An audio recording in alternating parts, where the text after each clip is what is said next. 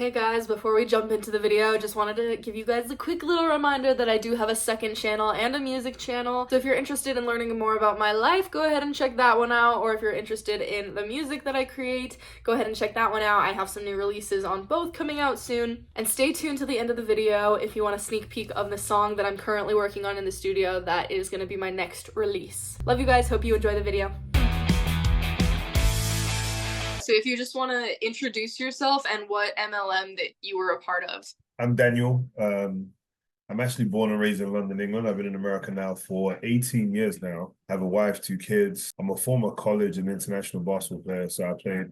I'm actually 6'6" tall, just so you know. A lot of people are surprised by that. So I just say it on camera. So if you see me in person. But yeah, so I was in business for 7 years from June 2014 to November 2021. What was it initially that kind of roped you in and made you want to join in the first place? That's part of what's going to make this conversation interesting. I'm really close friends with our mentor. So what got me into the business? I used to work in a cell phone industry, and one of my customers came in, and it was an older guy, not crazy older, maybe 20 plus my age. And he was someone that was looking for an iPhone, and I happened to just help him out. And yeah, what got me into it was just a great conversation. This was an incredible human being, someone that I'm actually very thankful to have known. And it just made sense to me. I wasn't one of those skeptical people that saw a website. I was like, oh my gosh, no. For me, it's funny when I go back to Facebook and look at my posts before 2014, I was always posting like entrepreneurial mindset stuff, right? Like I've already been thinking different, right? What really got me in was the amazing connection with this person I had. I mean, we can get into that, but what we've learned now, looking back, I'm like, that couple really helped a young Black couple like my wife and I, that our parents had never showed us about relationships, marriages, finances, none of that. Like we learned so much from that couple, you know? So thinking back to now is one of the best decisions in my life. And they're still an incredible couple today, which kind of leads into how confusing I would say my whole experience ended up being during the 7 years. There was a big question in my mind. How can an organization like this, there are some cult characteristics. How did this couple right here, that's what kept me in, I think, for a while too, is you hear some negative, it's like, nah, not this couple. There's no, why would, if that's the case, why would they be involved? I think their loyalty was so strong to what they had started that they've weathered through a storm where other people in the organ, because they are very different in how they approach their business, where I think other people have misrepresented. But then again, all in all, I think now the organization has now become a place where everything you've spoken about, everything that your guests have spoken about, that it now has encompassed those personalities, because I think it's an old school minded business that didn't adjust in the new generation. Because it hasn't adjusted, it's taken up a new characteristic of the new generation that is cultish, that is this is, you know what I'm saying? Like, so anyway, Right. that was a long answer, but yeah, I know we'll get into that. Since you were very close with this couple who recruited you essentially, what kind of happened that eventually weathered that away and led you to realizing that it was very cultish and kind of leading you to step away from it? Everyone, even if you don't, you know that someone has that one drunk uncle that comes to Thanksgiving, and Uh-huh. like you really can't get rid of him because he's family, but Hmm. you always have to defend him if there was a new person coming into the environment. It's like, hey, this is just John. Yeah, I know he's kind of, but because I got to the point in the business where the company, right? I got to a point in the business where I felt the company was something I was having to always defend, right? Because it's like, it's not my company, but this is what I'm going to do to make a living, right? Me and my wife are going to get free from it. I felt Yeah. like I always had to defend something that I had no control. Like, literally, just know that every type of skepticism that's coming, everything that people have searched, you're just gonna have to defend it. I found myself defending the business more than building the business. I know I'm a smart person, right? So I was thinking to myself all the time, I'm an intelligent person. I've been in, so how was I in for 7 years and end up getting out? Because I am a true believer. You know, I know my wife says sometimes, hey, it would work for some people if they want to put that type of effort or do that type of thing or become a certain person, but we're not willing to become those people. I feel a little bit different to my wife. I actually feel like it's actually impossible to build a solid business there. Like if you really break down all the angles, it literally is impossible. Though the reason why my confusion, to answer your question about the culture side, My confusion is because the couple that was in. But what I've realized, again, like I told you, they were just so loyal. This is why I think the company went wrong. The mentorship company went wrong by partnering themselves up with an MLM company. Because I believe that a lot of those mentorship companies have great values, but hear me out, because I know you have some, hear me out. But the toxic values are because they're linked to a certain business that they need to influence people to stay in. Like, I'll give you an example. I'm a business owner now. I'm a digital marketer. Anyone that looks at my stuff, you see I'm a digital marketer. I sell people a business, coaching or education. After they purchase, I serve them afterwards. I help them where they need. But if they want to quit, if they want to live their life, they can talk to there's no cross lining. Yeah. It's healthy because on the front end, hey, here's my service. Here's what you pay for it. You've paid. Okay, let me deliver on the back end, but you don't owe me anything afterwards. I owe you my service to help you. But let's say instead they said this, hey guys, our company is $2,500. Yes, it's a lot, it seemed like a lot of money. We'll coach you how to build a team. We'll coach you how to build great relationships, how to market products, how to network, how to have healthy communication. We'll coach you through all of those. Once you pay up front, we'll coach you. And hey, you have access to us for life. You can research anything you want. You can do so. If they did it like that, then guess what? Everyone would technically have made their money up front, technically. And now they're just delivering a service how business probably should be in most Yeah. situations. Now, I have a subscription type part to my business, but people are still getting a continued service, and they can cancel whenever they want. There's no pressure. They're building their business. They're doing something for them. My subscription is that people can do what they want. But that's why I think these businesses have gone wrong. Also, Lavender, right? Because Mm-hmm. it's tied to a business, some of the rules in the business, there's like good rules, right? Treat people right, da da da da. But the ones that the cultish ones that snuck in there are because of the MLM company. It's because they're trying to appease to the MLM company.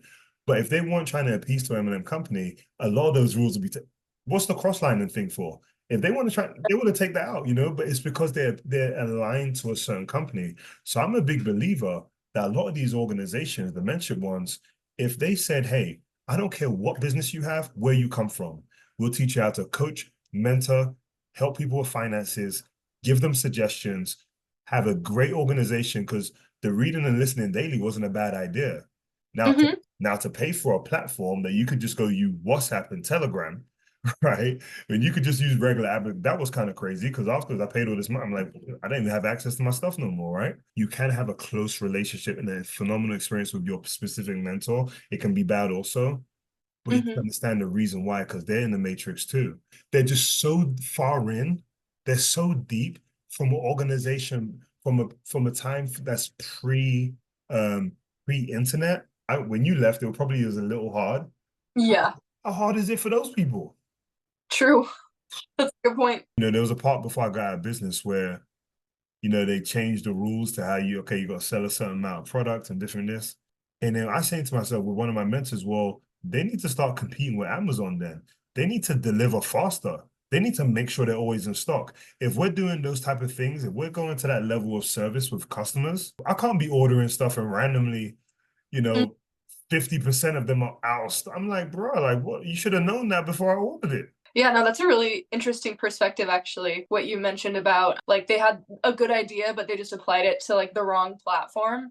I never really thought about it that way. That's kind of a cool way to look at it, actually, because it's true. Like if you just charge someone for a service, it's not a big deal. But if you're like partnering with something that has to force you to scam people in order to sell that service repeatedly, then it's probably not the best way to market that. Exactly, because you can't control it. Because you know in the business, hey, well, you tell people not to do research, not to do this, not to do that. If you have to defend something more than just building it, It's a red flag.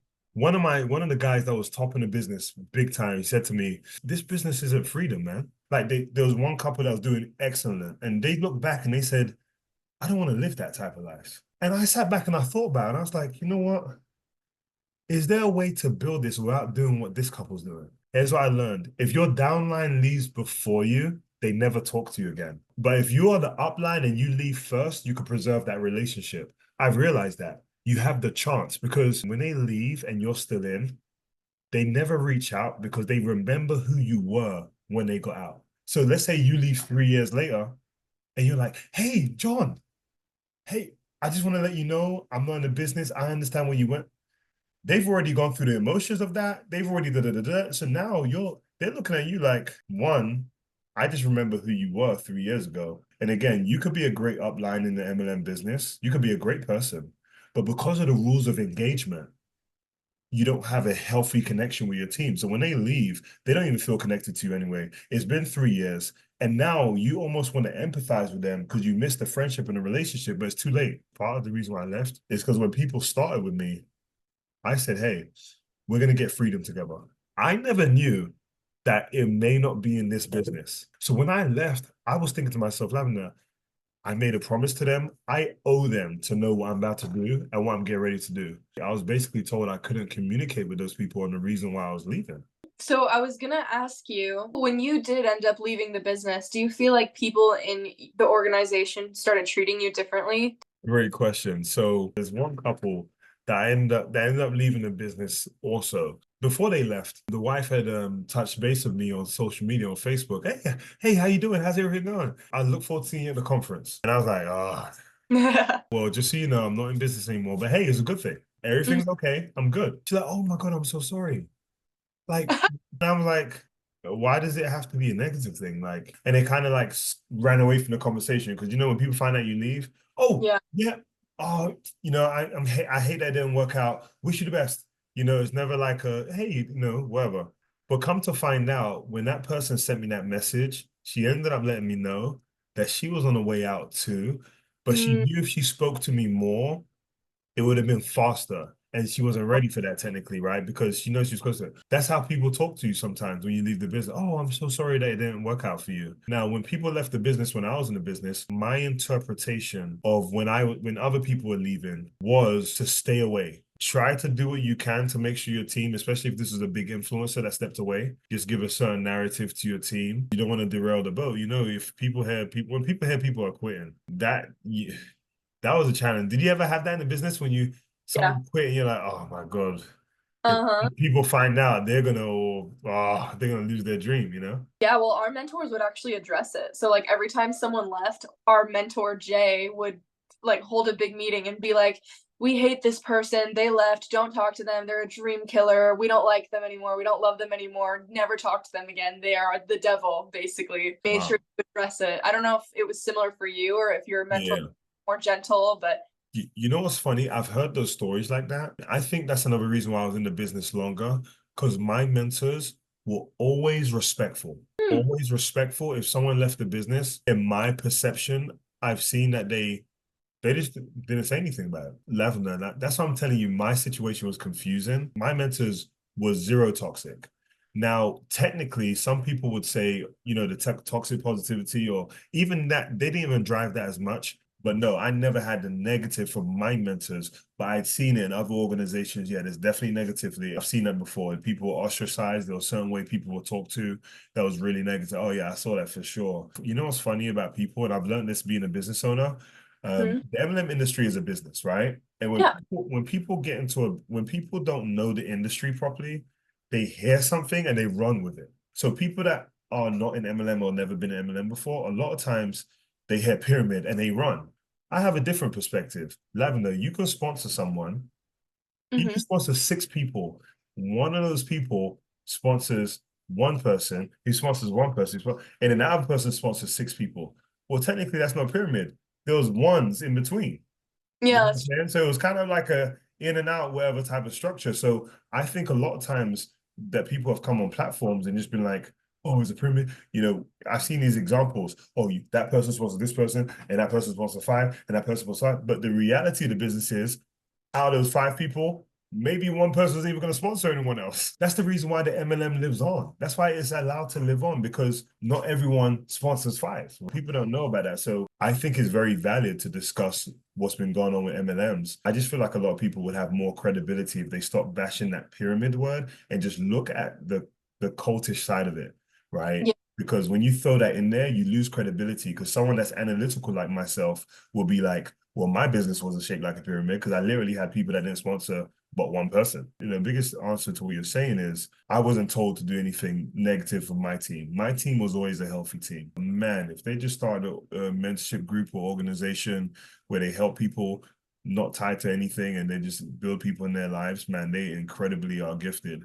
But they tied their skill set to this structure. The more you don't change, the more cultish you become. So it sounds like you're still very close with your mentors. Obviously, in order to be as high up as I'm guessing your mentors are, you do have to unfortunately scam and take advantage of a lot of people. And so do you feel like their heart is in the right place and they don't know that they're doing that? They're just so deep that they don't even realize what it is that they're a part of?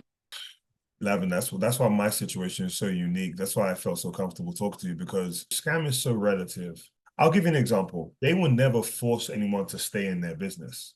They Mhm. never spoke that way. So that's why for me it's very unique, because they're some of the most incredible people that allow people to make their own decisions. It's very different from other leaders in the organization. I can't say for me personally that they were scamming anyone. I really don't think they were. I guess for me, Lavender, the biggest thing is so confusing because it's so hard for me to say that my mentors scam people. I feel like the organization doesn't deserve them. They never specifically said to me, no cross-lining. It was in the paperwork, it was in the website and everything, it was on stage, but they never specifically told us what to do. That's Hmm. how unique they were. They had gone diamond, but they never specifically, it was almost like the most help diamond. I mean, Lavender, that's why I was so confused. With this organization that literally is taking advantage of people, how can such a great, how are they there? I think they do know, in my opinion, love you guys. I think they do know that a lot of people will not build this, but what they believe in, and I kind of do believe in general in life, is that we give you all the information, we give everything you need, and you decide if you want to do this or not. One thing I can tell you, Lavender, they don't chase anyone. So that's such a hard question to answer, because they allow my wife and I to be such free thinkers and make great decisions. They really did. So my wife and I, we knew we had great mentors, great mastermind, whatever. But when we Hmm. bring someone into the business, when they go to the conference, our coaches won't start talking a certain way, but everyone on stage would. Hey, we didn't shower for 2 weeks. We didn't da da da da da. We didn't. So it's like my wife said this too. Hey, our mentors are great, everything's great. But when we bring to the conference, they're hearing all this stuff on stage, and then we have to tell them, hey, don't listen to none of that. Those are those people they want. And like, how long are we gonna do that? How big does your organization become till you're like, hey guys, we're about to go to this conference, but don't listen to anyone on stage. So I don't think that couple, I don't think they're scamming. I would never say that for them. I think they're in an organization that takes advantage of people, whether they know it or not. Many do know it. Many do. I do think there's certain people that know it and feel they're doing a great deed for people, but they do have to understand that they are putting people in an environment that a lot of stuff's being said that they can't control. If a very bad crime is going on in a room, in a hotel, let's say, a very bad crime, and you have room 130B, and you bring all your team to that room, but every time you have a new person, you have to walk past all the bad things that are going in the hotel hallway and bring them into your room. But every time a new person comes in, they see all the negative going on. After a while, wouldn't you leave the hotel? These people will just stay. They won't leave the hotel, but they're really good people. To me, it's like after a while, I don't want to be bringing people into business. People searching my name and everything about the hotels popping up. But guess what? I'm not a high enough pin. I'm not as big to say anything and change anything. So I was building something that I had no influence over, but all the negative came with me, but I can't influence any positive. That was so frustrating. That's another reason why I had to leave. When everyone has that name, it is with me. As soon as you bring it up, it's with me. But all the negative about it, even if I was being positive, doesn't matter. Guess what's online? The negative. That's your reputation at that point. That's your reputation at that point. I think that's why a lot of people had really negative reactions when I was prospecting them, even though in my brain I was like, no, I'm helping them. I'm showing them this cool thing that's gonna change their life. But they didn't see it that way. They were just like, oh, MLM girl. And I lost a lot of Exactly. relationships. Do you feel like that kind of happened to you when you were prospecting people as well? 2016 on to 2021, I became a lot more skilled in my approach. There's certain questions I would ask to know if it even was worth going down that road. So people would never actually know that I was going to talk about business. If I knew that they were skeptical, I would stop there. Okay, you know what? I'm not going down that road. But I do think there were relationships lost for sure. One of the toughest emotional things for me, I left London in 2006. But from 2014 to 2021, a lot of my friends wonder why I never came home during the summer conference, right? And what I realized was I was so in, because my thing was, Lavender, my thing was, man, I'm gonna build this big, and guess what? I'm gonna go get a house in London. So I sacrificed 7 years of building a business. And all of my friends that I grew up with, I left at 16. I'm 34 now. I missed all of our 20. I should have been going back in our 20s.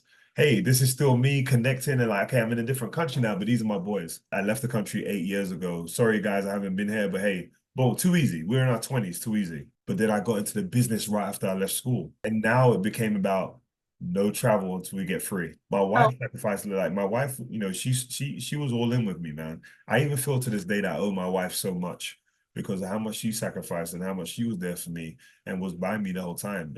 A lot of friends and relationships I've definitely lost. That's the hardest one for me. My wife didn't cut off friends. I kind of did. If they didn't mm, have the mindset, nah, I snip. knew that. Oh yeah, remember that snip? Oh, Yep. phew, remember that one? Oh Snip. Okay, boy, oh boy, I remember that one.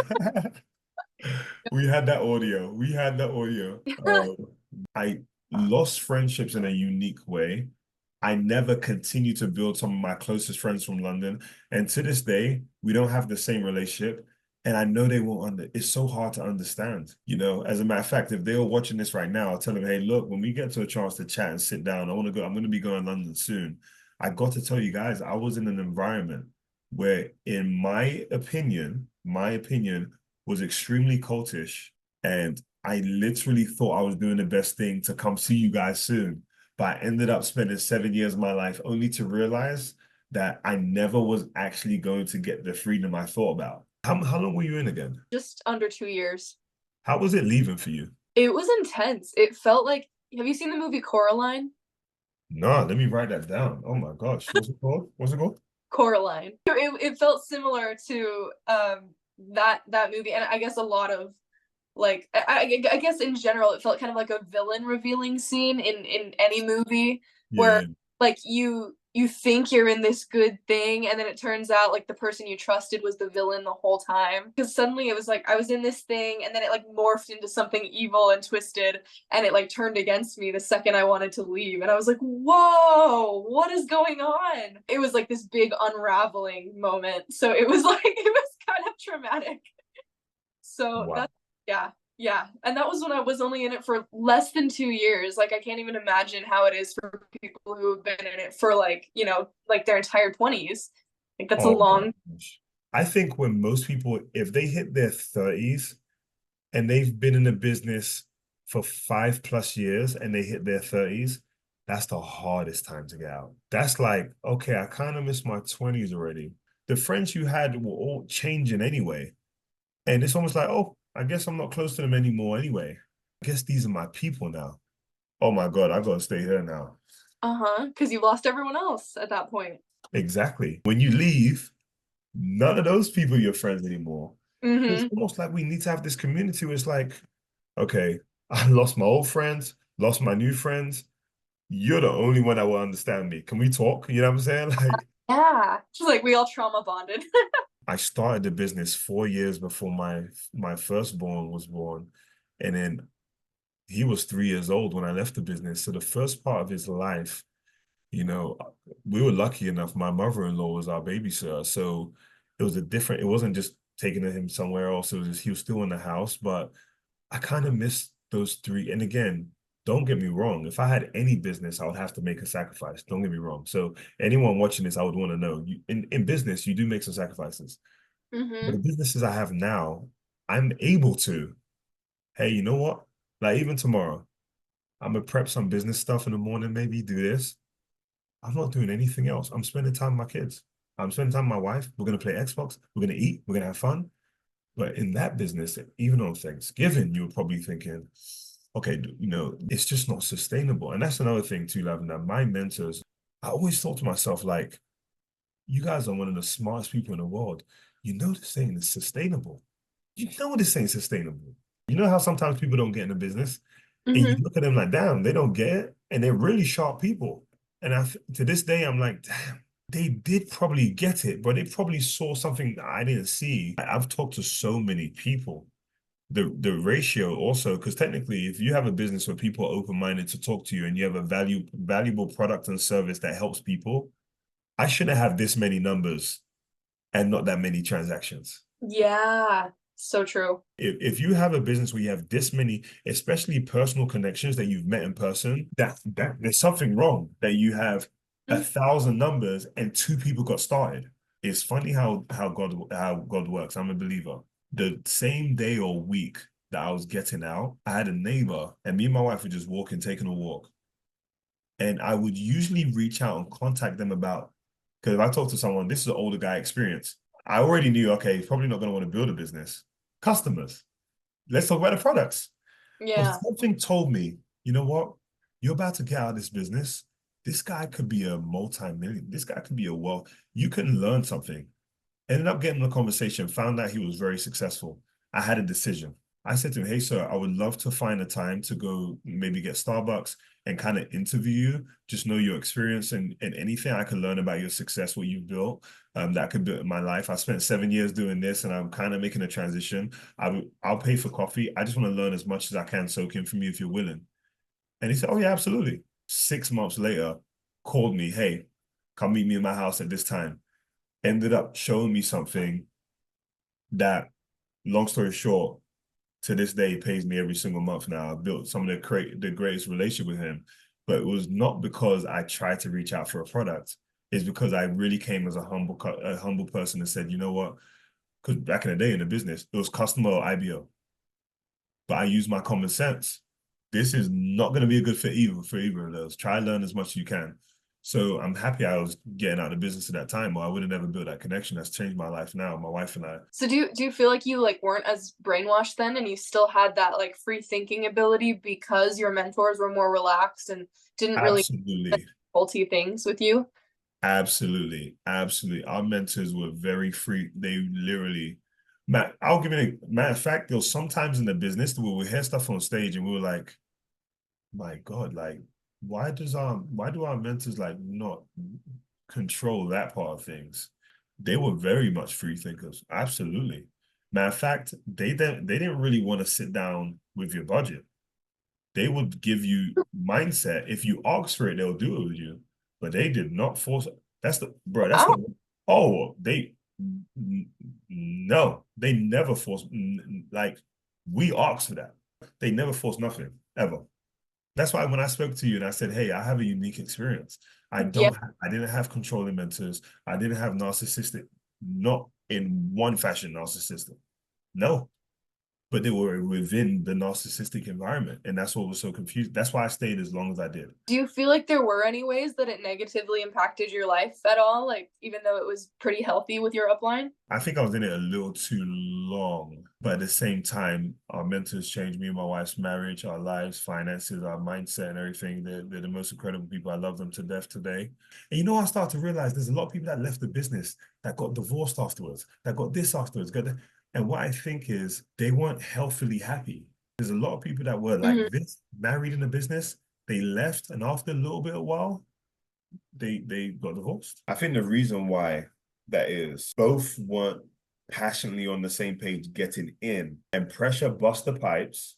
The pressure that the business caused in the pipes that weren't properly configured for that type of pressure burst out of control. I'm not perfect and I'm working on certain things, but especially with my wife, because I got in the business, she supported me and I'm thankful for her. We had a conference in October. We knew ahead of time my wife's friend was getting married, best friend was getting married in October. She was going to be part of it. She was going to be the number one person, maid of honor, all that stuff. Because of my influence, I'll be honest, and the conversation, the environment, she told her friend she couldn't be in the wedding in that way because we don't know the date of the conference. My wife was there in the crowd, was there, but she wasn't part of it, and she should have been. This is her closest friend till today. That's one of my biggest regrets. I really should have told her, hey, you be every part of your friend's wedding. I'll talk to the team. Now the blessing is my wife and I will have a wedding ceremony, but we never had an actual wedding. The funny thing is when we got married, so we got in business 2014, we got married 2015, and we were going to go to a conference. And my wife and I were boyfriend and girlfriend. They didn't want us staying in the same room because we weren't married. So my mind is, hey, let's just go to the courtroom. That's not how she wanted to do it. That's how we got married. I influenced it because we were getting some turmoil because of the business. Wow, that's unique. Yeah, and you can never change that.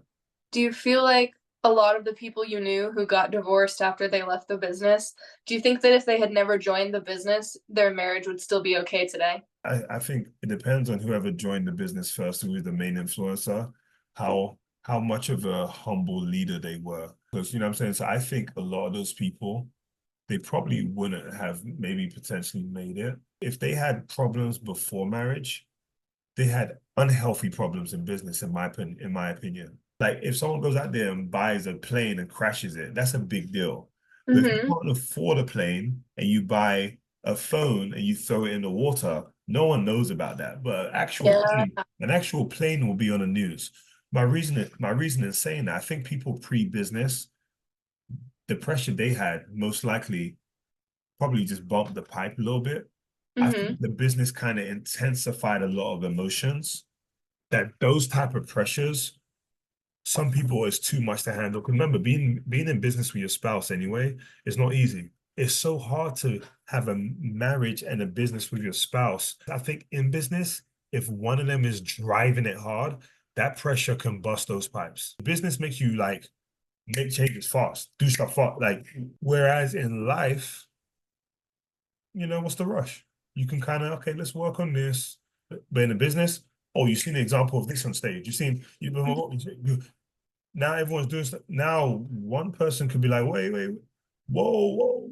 But you're in it now. That pressure can bust pipes. It's almost like the business kind of amplifies what was already there. Like, Exactly. what would you say to somebody who is thinking about joining one of these MLM cults? What advice would you give to them? Mhm. For someone wanting to get in or get out now, I personally believe, in my opinion, MLM is too, the way the world has changed, the world doesn't cater to that no more. I could try to hang on to my flip phone. If you Mhm. actually try to turn on an old school flip phone now, it actually has no service. If you think about that analogy, there's a difference in me wanting to make it work and it literally not having service. If you're looking at actually being successful and living a free life, having I believe that the product-based business and the product is not yours. That ship has sailed. If anyone that wants to hit me up and let me know, I can break it down for you. I just feel like ship has sailed for so many reasons. That's why, if you think about it, most people that we know in the environment, they're not making money. The money is being made mostly on the other side. But literally, there's so many ways I could break it down. That ship has Mhm. actually sailed. But they really structured a business where hey, we need the people to make money. And they didn't even make money from there. Like the customer gets the worst end of the stick in some of these situations. It's Mhm. literally, I think the customer is the last person thought of. Look at the prices. Look at the price of shipping. Look how quickly products are removed from the product line. Look how much, how many times you order something and then, hey, we've taken that off because it's not available. Because I think the customer is accidentally, purposely or accidentally being thought of last. It's a recruitment based model mostly. Like selling is part of it, but the real growth happens with recruitment. So that's where the focus is. Exactly. I'll be honest with you, I still have a membership with Emily. I just renew it. And I'm technically making more money now and I'm not even doing anything. Let me tell you why. I'm not spending anything. If your check is $50, but you spend $1,000, Yeah. that's minus 950. Now I'm buying products here and there. Maybe a customer's buying them. I might get a $50, $40 check, but I spent nothing. So I'm technically making more money now and I don't even do the business. So for someone that's in the business now that wants to get out, I'll never tell anyone what to do. Never. But if you want a really cerebral answer, obviously you could check Lavender out. She's got great information. But yeah, for someone that's in it right now, I'm telling you, if you want a really cerebral, there's many things to think about. And I think a lot of people that are in that industry, they don't know how the world is working right now. And matter of fact, a lot of people have so many skills in that industry that if they take the skills that they've learned and go serve another business and help them, they'll make more money doing that. Where I think most people in that business, their talents and abilities are literally being wasted. If you're in a business now, I think you need to find a vehicle that will give you 100 or more output. I think product-based, physical product-based MLM, in my personal opinion, what I've experienced, You can have 100 amount of effort and ability, but you're putting in something that's probably gonna give you 5. And 95% of it is busy work when you really could be applying it to something else that will allow you to get the maximum value in 2025 and beyond. I can break it down factual to you why to say no, but I don't really have that many good reasons to say yes to joining that anymore. I have good reasons to some of the stuff you learn in it, but not for building that specific business. Is there anything that we didn't go over that you wanted to cover or share? I don't know, man. I think the biggest thing is just, man, if you're thinking of getting out of business or whatever, or getting in or whatever, the emotions are very tough around this whole thing. I think it's been very tough for me.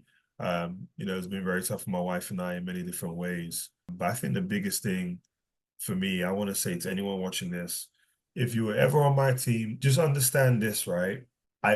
Me personally, if you me, I always wanted the best intention for everyone. And I left the business because of how much I love my team. People don't get that. There's a couple people that are still in the business. I don't think they truly understand. I left the business because of how much I love my team. That's why I left the business. If you want to build this specifically, but ask yourself, is it this business you want to build? Or is it the feelings you get around the association that you've never had before? Were you in a vulnerable place in life and this is filling something for you that you never had before? Just ask yourself, the people that are being successful, that are having the most success, is that the life you want to live? Get your own information. If you got in this business for freedom, ask yourself right now, did you forget about making money and get wrapped up in the environment? If you did, there's nothing wrong with that. And if you want to be in an environment for that, great. But my personal opinion, if you got in because you want to make money and get free, ask yourself right now, are you still in the business and remembering that reason? Because there's a chance that you're probably building it, forgot that reason, you got wrapped up in the environment. When you got the bills that show up, you need the money in there. It doesn't matter how nice people are, you need the money in there to pay the bills, right? But I would tell you, finishing off, I had my personal coaches in the MLM I was part of, phenomenal. Love them to death till today. They mean the world to me. I love you guys. If you guys see this, I mean no negativity in any type of way. I wanted a way to talk to someone amazing like Lavender to be able to express what happened to me and maybe give a different perspective that can help people too. I feel like I have such a deep perspective on this that I actually felt irresponsible to not have someone to talk to about this and potentially give this opportunity for someone to see it, right? This was my experience and I wanted a chance to speak about it. So if anyone wants to contact me, they freely can on social media. And again, contact me. I'm not talking to you about talk about my business. No, I want to connect with those people. I really love to connect with people that have had an experience, man. On Instagram, I'm Daniel, DANIEL .O for Oscar, the letter O, AWOSANYA. So that's Alpha Whiskey Oscar Sierra Alpha Nancy Yankee Alpha. So Daniel.O.Awosanya on Instagram, TikTok. There's a lot of fake accounts of me. I really would love to see a lot of people that have been in the business a while want their privacy, but just really have questions. I will never talk you in or out of anything. I'll answer some questions for you in a private way. So you can say to yourself, man, what's going on in the world outside of me that I don't know about? Because a lot of people, the reason why people don't leave too is they feel like they can't start over again. And they want to build a business. They want to be, but they feel, okay, I can't start anything else over again. Is there anything else that you want to like promote or include about yourself or other places people can find you? I am a person that does help people when it comes to, I have a business partner that builds people's websites, allows you to become profitable online no matter what business or idea you have. And for me personally, I do help people get educated on how to make money online, and how to be successful doing that. But I purposely, the programs and courses and products I promote, I personally, when someone purchases them, I personally serve you afterwards.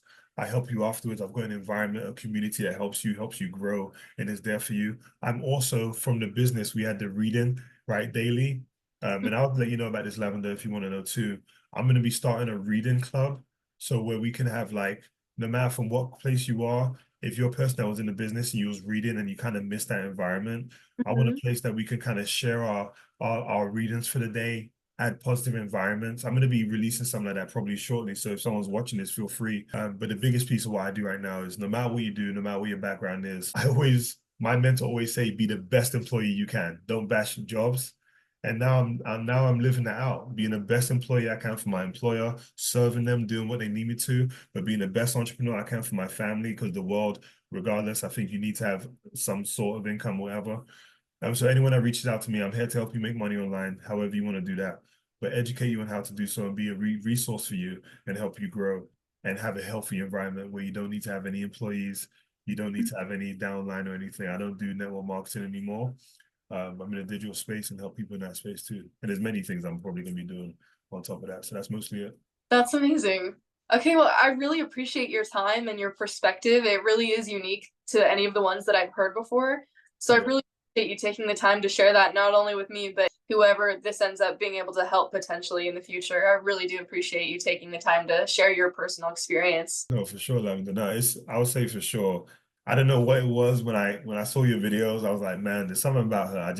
And I saw your Instagram too. I'm like, man, that is just such a great personality to be able to just connect with and have a conversation with. I just feel like everything about you, I think is, no one's perfect, but I give you credit for being someone I feel like is a healthy person.